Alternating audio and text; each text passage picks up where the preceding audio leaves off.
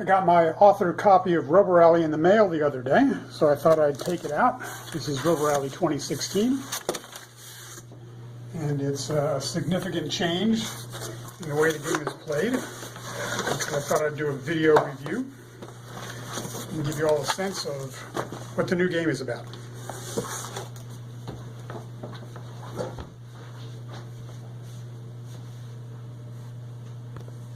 Looking at the set, there's a couple of new pieces that should bring some attention. There's this gizmo here, which I'll get into a little bit later, and then there's these tokens here, which is first time seen in this particular game. So already we know that this is not quite the same RoboRally you're used to seeing. Additionally, there's cards such as Trojan Horse and Spam, which kind of makes you wonder a little bit about what those are going on about. Perhaps the easiest thing to explain are these cards here, which is everybody has a set of programming cards for themselves. Color-coded: purple, blue, yellow, orange, and so on. To describe all the rule changes, I thought I'd go through a sample hand using the first board in the rule book. And already we can see that this game is different than the other RoboRallies that you've seen before. I'll give a brief overview of some of the rule changes just to put those people who are familiar with RoboRally at ease. There's energy squares here that if you land on them at the end of a register phase as normal, you will get to pick up one energy unit. You can use energy to buy option cards, and everybody at the beginning of the game starts off with 5 energy tokens. There's also this guy here, which is the radar tower. He's essentially the thing that is broadcasting out the instructions to each of the robots. Your proximity to the radar tower is what is giving you priority in this game. So the people who are closer go before the people who are further away. In case of ties, it goes clockwise around from the way the thing is pointing. Additionally, I thought I'd go over the programming cards. Since everybody has their own deck, it's basically divided 50-50 into moves and turns. There's 5 ones, 3 twos, a move 3, and a move back. And there's also 3 right turns and 3 left turns and a U-turn. Those are pretty standard. There's an again card, 2 of them actually. Those do what you'd expect, repeat the last card that was executed.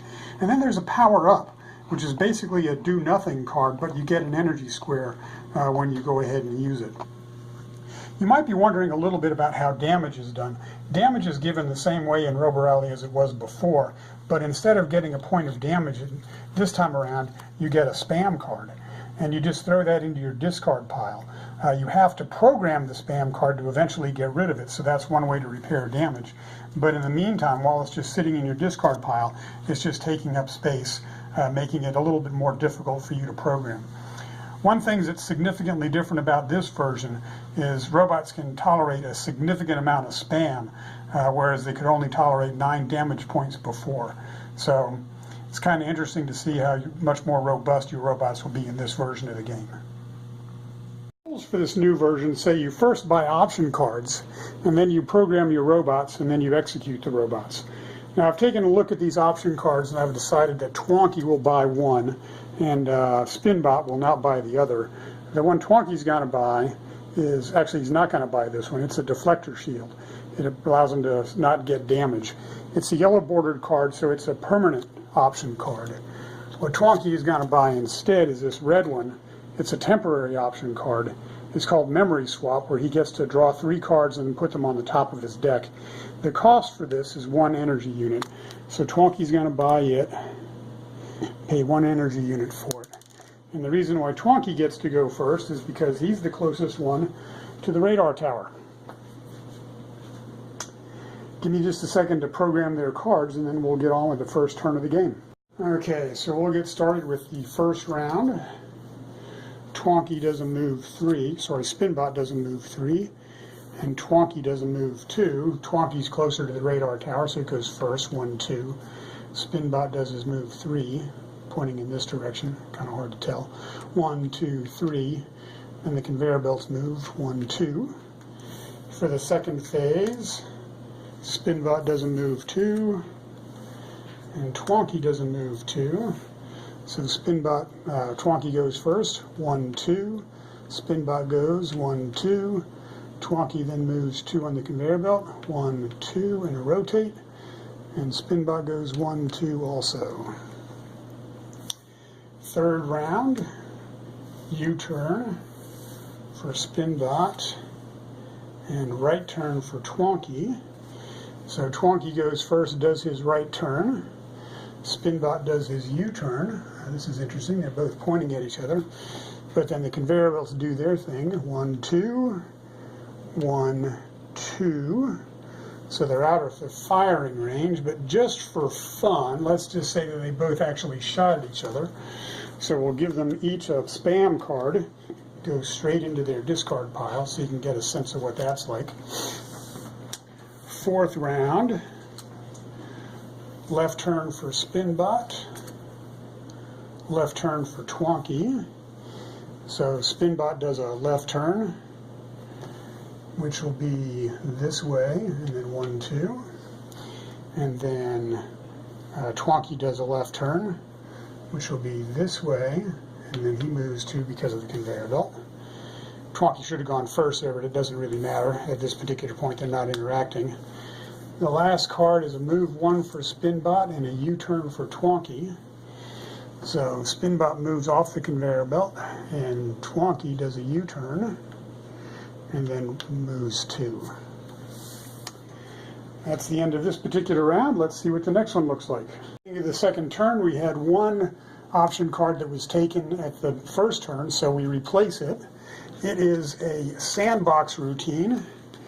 Energy cost is 5 to buy, and the sandbox routine is one of these cards over here. There's 6 of them that correspond with the temporary cards, and the sandbox routine is this one here, and it says choose one if you get this in your draw pile. A move 1, 2, 3 or backup, left turn, right turn, or U-turn. So this is basically any card you want it to be when you get that card in your hand. Now the one still closest to the radar is Twonky, and Twonky does not have 5 units of energy, so he will not be able to buy that particular card, but Spinbot does, so he will go ahead and spend all of his 5 units of energy to buy that card. And basically he just grabs the sandbox routine and throws it into his discard pile. This can now go on the discard pile itself. Now I already dealt out the hands for this round, and something you might have picked up on already is that you don't shuffle until you need to. So after 2 hands you're drawing 9 cards each, and there being 20 cards total.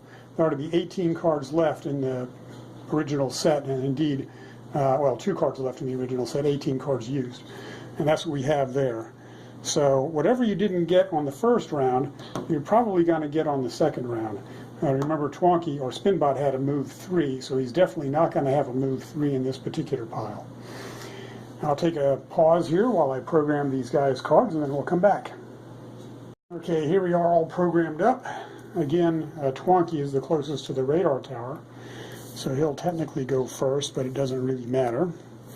So Twonky is going to do a move back. So he steps off the conveyor belt. He'll end up ending his register phase there, and he'll get to pick up an energy token, but we're getting ahead of ourselves. Spinbot is going to do a left turn. So currently he's pointing here. Now he's pointing at the flag.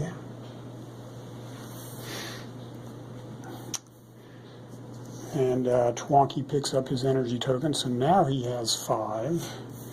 Second phase. Move 2 for Spinbot, he'll win the game, and left turn for Twonky. So Twonky does his left turn, Spinbot does his move 2, 1, 2, touch the flag, win the game. Oh, and Twonky ends his second register phase there, so he gets to pick up the second energy cube.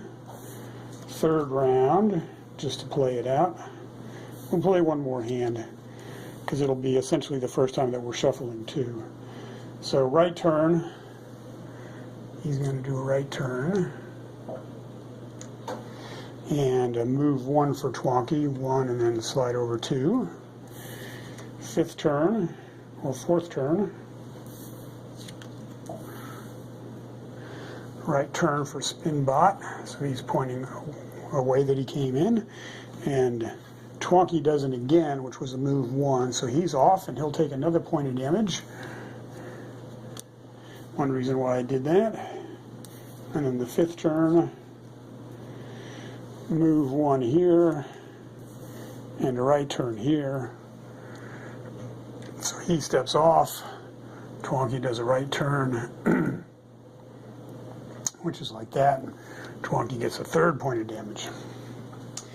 So even though this is a little bit soon, because I still got these 2 cards here, I'm going to shuffle them all together under the chance that on the next round, even though Spinbot won, you'll have a chance to see some of the spam cards in play.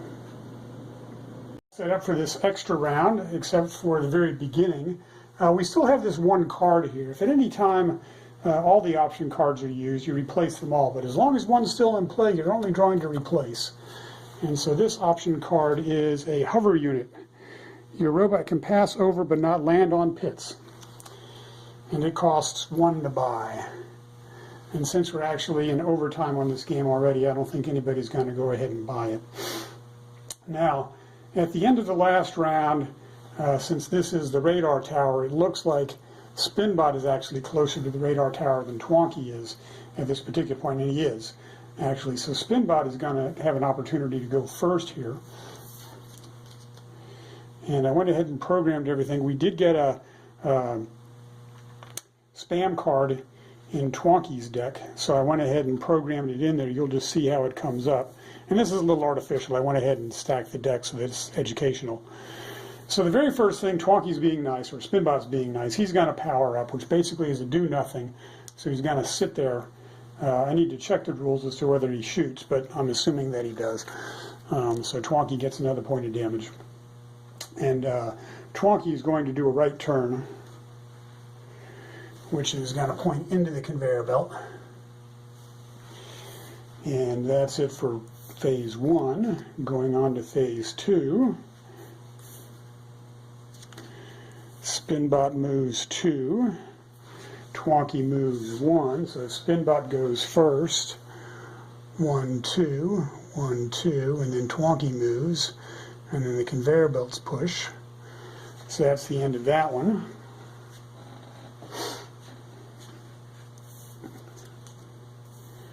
Register phase 3. We have a spam card. Now I programmed that because what happens with the spam card is that the only way to get rid of the damage is to actually program it. So right away I can throw it into the discard pile. Actually no, I throw it into the out of my hand pile. And I turn over a random card on top of the deck. And this is what I had previously seeded, because it also is a spam card. So even though I only programmed to get rid of 1, I got lucky here, lucky. And so I get to get rid of this one, and I do the same thing again, turn him over. And so he's actually a move 1. So now Twonky is a little closer, so he's going to do his move 1. And Spinbot is going to do his right turn. So he's pointed into the conveyor belts too. Round 4, Spinbot is going to move 1, and Twonky is going to move 1. So Twonky moves 1 right into the laser fire. Spinbot moves 1, and then 1, 2. So Twonky gets another damage back. And in the 5th round, move 1 for Twonky. Move 1 for Spinbot. Twonky moves here, Spinbot moves there. And that's it for the 5th round. And we're calling it quits at this particular point because I think it gives you a good sense of how this new 2016 version of RoboRally plays. Significantly different from the other versions. Richard, I know, loves the fact that there's much more smoother gameplay with everybody having their own programming cards. But it's worthy of a significant note on Board Game Geek because this is more than just a reprinting. It's a significant set of rule changes. Anyway, hope you enjoyed this first look at the game, and be seeing you on the flip side.